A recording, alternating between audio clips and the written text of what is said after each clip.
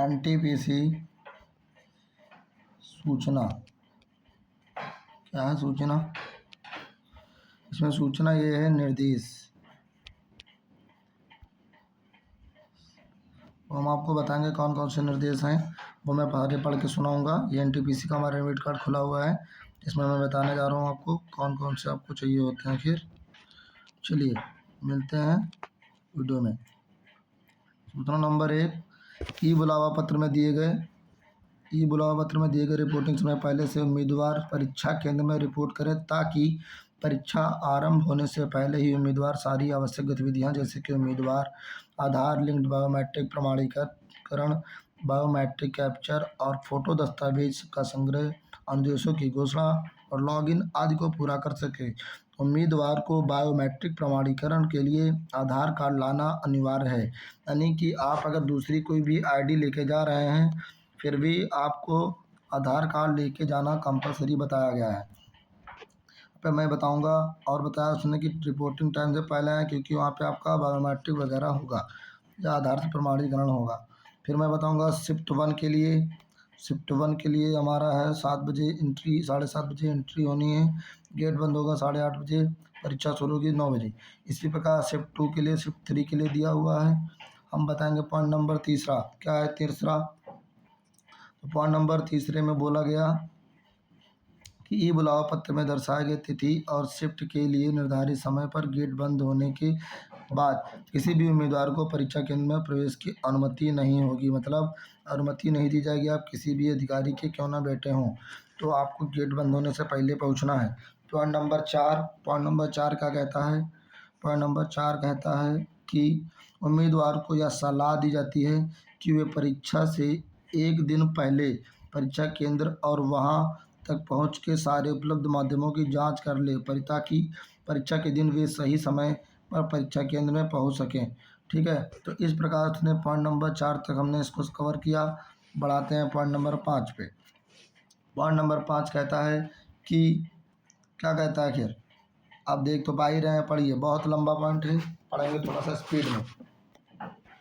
परीक्षा के समय सत्यापन के लिए परीक्षा के लिए एक मिनट परीक्षा के लिए क्या होता है? सत्यापन के लिए बुलावा पत्र पर प्रस्तुत किया जाना आवश्यक है कम से कम 2 मूल एवं वैध फोटो पहचान पत्र।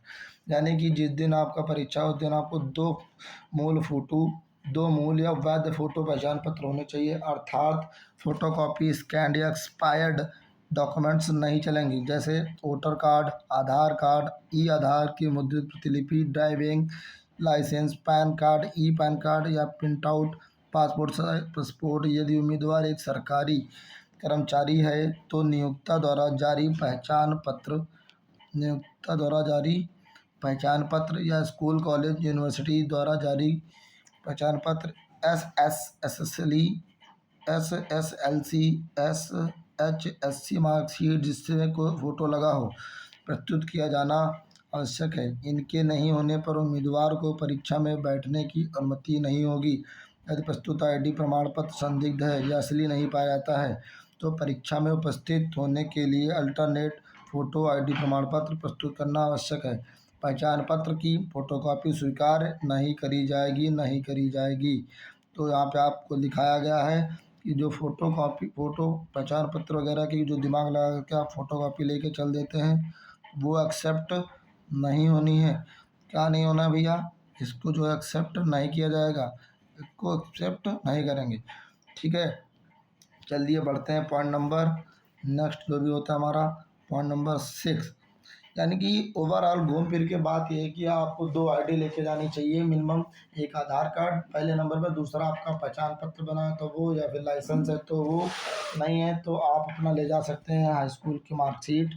इन चीज़ों को ले जा करके आपको परीक्षा देने में प्रॉब्लम नहीं होगी। और इस एडमिट कार्ड का पहले फोटो कलर बैकग्राउंड पे कलर वाला निकालिए फोटोकॉपी, और फर्स्ट पेज ही ज़रूरी है मोस्टली, और 2 फोटो ले जाइए जो फॉर्म पे लगी हुई हैं। एक फॉर्म पे लग जाएगी, कम से कम 1-2 चली जाएंगी, वहाँ पे लेके जाइए। और एक काला या नीला बॉल पेन लेके जाइए और एक पारदर्शी बॉटल लेके जाइए। आपके पास इलेक्ट्रॉनिक्स कोई भी गैजेट्स नहीं होने चाहिए, बस यही सारी घूम फिर के हैं। चलिए मैं बता ही देता हूँ जो भी इसने खुद मेंशन कर रखा है। आज इन चीज़ों को मैं बना दे रहा हूँ, हर सीबीटी वाले परीक्षा में ये सारी चीज़ें लागू होती हैं मोस्टली 90 to 95%। आपको नेक्स्ट वीडियो को देखने की ज़रूरत नहीं है, बस इन चीज़ों को ही ध्यान में रखना है। क्या है नंबर 6 नंबर पॉइंट, ये बुलावा पत्र में केवल उसमें दिए गए परीक्षा तारीख निर्दिष्ट तिथि पर समय के लिए वैध है। मतलब जिस दिन परीक्षा है बस उसी दिन है ये लागू होगा। ये नहीं कि आप दूसरे दिन चले जा रहे हैं, शिफ्ट 1 में पेपर लगा हुआ है, शिफ्ट 2 में पहुंच रहे हैं, तो ऐसा नहीं होना है। ठीक है, तो अपने एडमिट कार्ड को ज़रा ध्यान से ज़रूर पढ़ें या देखें।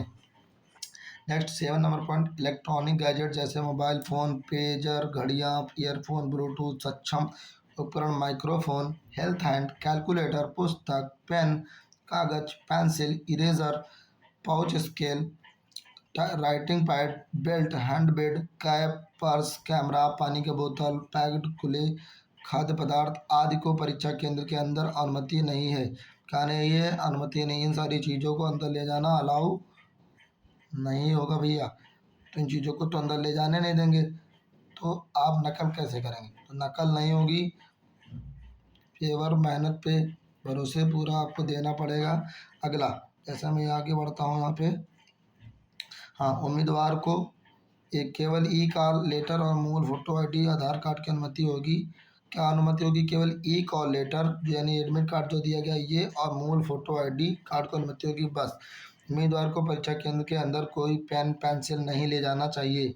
परीक्षा केंद्र के दौरान उम्मीदवारों को पेन प्रदान किया जाएगा, लेकिन शॉर्ट टर्म के लिए, घर नहीं लाओगे, वहाँ परीक्षा देने के लिए मिलेगा।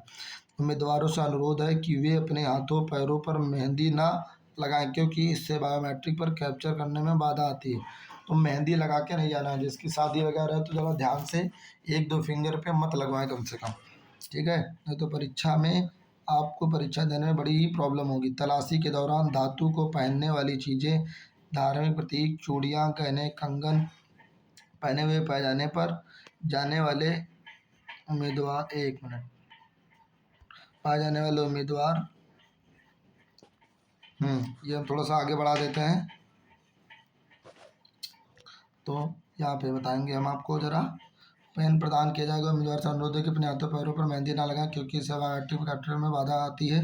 तलाशी के दौरान धातु की पहनने वाली चीज़, धार्मिक प्रतीक, चूड़ियाँ, गहने, कंगन पहने हुए पाए जाने वाले उम्मीदवारों को परीक्षा केंद्र के अंदर करके उनके कॉल लेटर में उपयुक्त पृष्ठांकन के साथ अनुमति दी जाएगी, ताकि उसे उम्मीदवार को एक निरीक्षक अतिरिक्त सतर्क रहे। जो धातु पहन करके जाएगा धार्मिक से रिलेटेड, तो उसको एक कोडिंग कर दिया जाएगा, टेप कर दिया जाएगा, जिससे उस पर एक अलग से नज़र रखी जाएगी। 8 नंबर पॉइंट हम देखेंगे यहाँ पे, क्या कहता है हमारा 8 नंबर पॉइंट। ये हमारा 8 नंबर पॉइंट ये कहता है कि उम्मीदवार आवेदन भरने के समय चुने गए भाषा और अंग्रेजी भाषा में प्रश्न पत्र देख सकते हैं। यदि यदि अंग्रेजी भाषा को चुना गया है तो प्रश्न पत्र केवल अंग्रेजी में देखा जा सकता है। ठीक है, अगला मैं पॉइंट देखूंगा यहाँ पे, तो हमारा ये है, क्या गलत उत्तर, हाँ, गलत उत्तर के लिए नेगेटिव मार्किंग होगी। प्रत्येक गलत उत्तर के लिए 1.1/3 अंक ही कटौती होगी।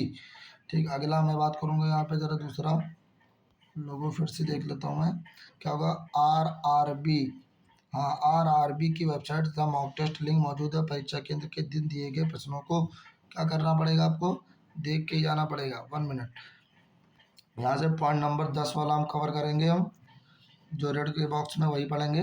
RRB की वेबसाइट पर मॉक टेस्ट लिंक मौजूद है। परीक्षा के दिन दिए गए प्रश्नों को देखने और उत्तर दिए जाने वाले पद्धति से परिचित होने के लिए इस लिंक का प्रयोग करें। क्या करना पड़ेगा, इस लिंक से हमें प्रयोग करना पड़ेगा। परीक्षा की तिथि, परीक्षा कक्ष में किसी भी तरह का कदाचार, अनुचित साधनों, व्यवहार अनुशासनहीनता में शामिल होने से प्रतिरूपण करने से उम्मीदवारों को अयोग्य घोषित किया कर दिया जाएगा और उन्हें रेलवे में सभी भावी RRB की परीक्षाओं से नियुक्ति वंचित कर दिया जाएगा। रफ कार्य करने के लिए दी गई रफ शीट उपयोग उम्मीदवार को अपना नाम एवं क्रमांक संख्या उल्लेखित करना होगा तथा रफ शीट परीक्षा के बाद भी वापस करनी होगी। अगला पॉइंट कहता है क्या, अगला पॉइंट कहता है ये कि परीक्षा के दिन उम्मीदवार अपनी यात्रा और आवास की व्यवस्था स्वयं करनी होगी। रेलवे बोर्ड इसके लिए कोई जिम्मेदार नहीं होगा। तो यहाँ पे हम देख पा रहे हैं कि क्या देख पा रहे हैं हम, यहाँ पे हम देख ये रहे हैं कि ये जो हमारा 12 नंबर पॉइंट है, ज़रा इसको मैं रिपीट कर देता हूँ दोबारा, क्योंकि एक बार फास्ट कर दिया हमने। रफ कार्य के लिए दी गई रफ शीट में उम्मीदवार को अपना नाम लिखना होगा और अनुक्रमांक संख्या लिखनी होगी, और रफ शीट परीक्षा के बाद वापस करनी होगी। वो भी A4 पेपर मिलता है जिसको आप वापस कर देंगे। ठीक है, तो इससे कोई आपको दिक्कत होनी नहीं चाहिए। नेक्स्ट मैं मिलता हूँ, ज़रा सारे निर्देशों को मैंने समाप्त कर दिया है, मैं दिखा देता हूँ 1 बाय 1 करके। अच्छा, अभी नहीं समाप्त हुआ भाई साहब, निर्देश तो इसमें 25 में दे रखे हैं, तो वीडियो तो 10 मिनट की हो ही चुकी है। कोई नहीं, ये वीडियो आएगी पहली काफ़ी लंबी।